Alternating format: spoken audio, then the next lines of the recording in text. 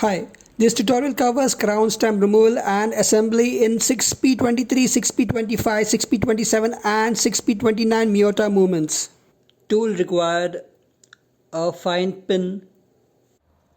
Demonstration is performed on a Myota 6P27 movement. Procedure of removal and assembly is similar on the 6P23, 6P25 and 6P29 movements. Locate an arrow on the movement directing you to a tiny hole.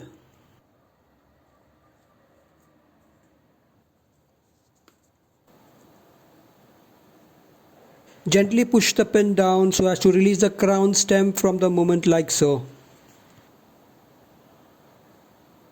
Now pull out the stem crown. Put back the crown stem like so. No tool needed to put back the stem.